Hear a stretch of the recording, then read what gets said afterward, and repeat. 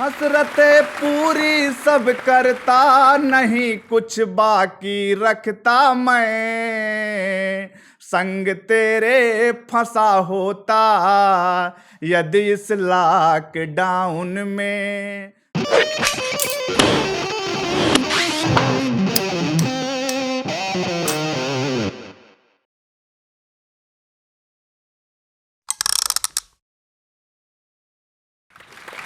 सज्जन नमस्कार, मैं धनंजय शाश्वत प्रयागराज से आप सबके बीच कुछ हास्य रचनाओं के साथ प्रस्तुत हूँ।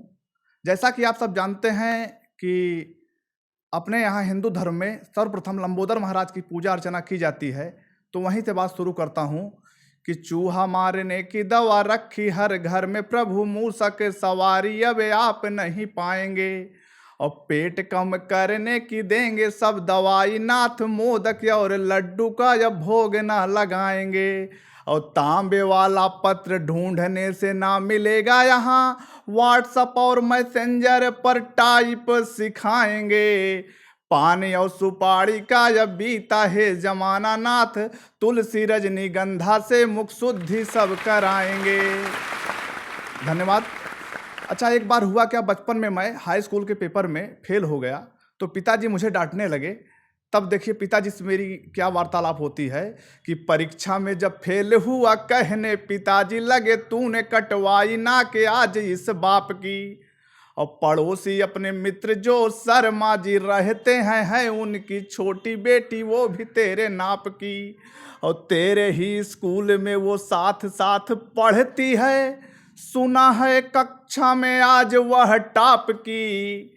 मैंने कहा इसीलिए पापा मैं फेल हुआ, क्योंकि उनकी बिटिया है ही बड़ी टॉप की। बहुत बहुत धन्यवाद, ऐसे ही आशीर्वाद मिलता रहे। जैसा कि अभी आप लोगों ने देखा कि अपने यहाँ 370 धारा समाप्त हुई और कश्मीर पूर्ण रूपेण भारत का हो गया, तब मैंने एक छंद पढ़ने का प्रयास किया कि जिस संस्कृति पर करते हैं गर्व सब सच कहिए कि वो परिपाटी कैसे छूटती। और पुरखों ने खून से सींच के बचाया जिसे, हम सब से वो माटी कैसे छूटती। और बुढ़ापे में सहारा बनकर साथ जो चलेगा मेरे, पुत्र रूपी हमसे वो लाठी कैसे छूटती।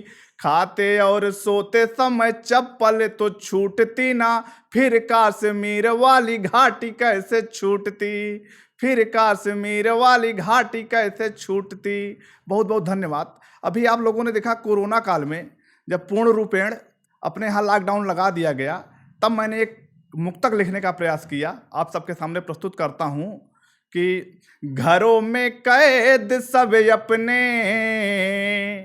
कोई दिखता न टाउन में। घरों में कैद सब अपने, कोई दिखता न टाउन में।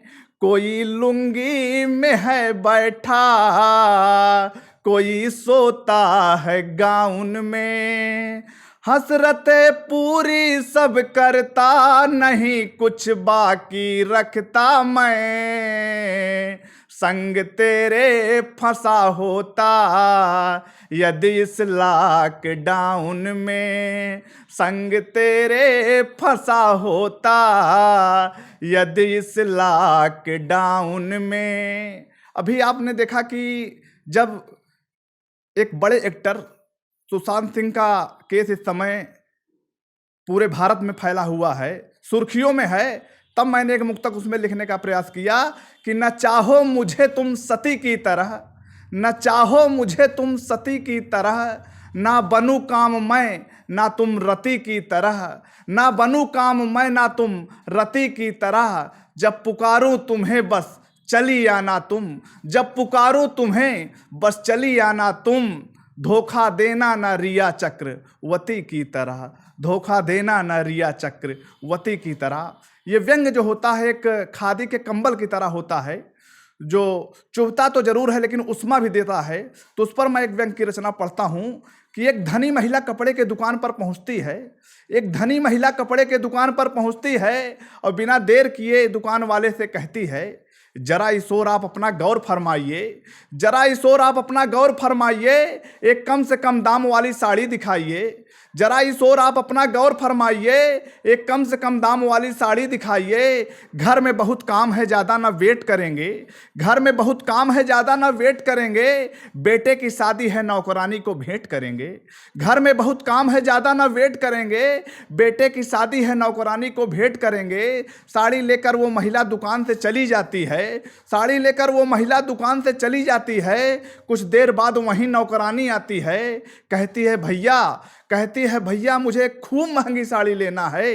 कहती है भैया मुझे एक खूब महंगी साड़ी लेना है, मालिक के बेटे की शादी है, बहू को देना है। कहती है भैया मुझे एक खूब महंगी साड़ी लेना है, मालिक के बेटे की शादी है, बहू को देना है। और ये सब देखकर दुकानदार एकदम मौन है।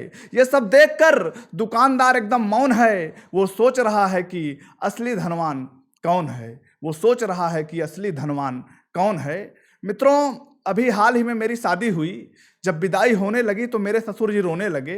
कहने लगे कि मेरे पिताजी से कि ये मेरी बिटिया जो है एकदम गऊ के समान सीधी है, इसे कोई कष्ट न हो, इस बिल्कुल फूल के समान है मेरी बिटिया, इस पर अपनी कृपा बनाए रखिएगा।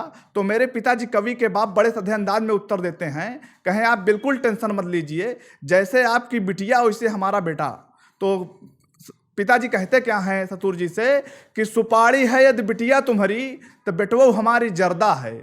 सुपारी है यदि बिटिया तुम्हारी तो बेटवो हमारी जर्दा है। और घूंघट में यदि बिटिया तुम्हारी, और घूंघट में यदि बिटिया तुम्हारी तो बेटवो में हमरे तो पर्दा है। और कौनो चिंता करो न समझी जाओ घर में बैठो, कौनो चिंता करो न समझी जाओ घर में बैठो। गौ समान यदि बिटिया तुम्हारी तो बेटवो हमारी बरधा है। धन्यवाद, बहुत बहुत धन्यवाद।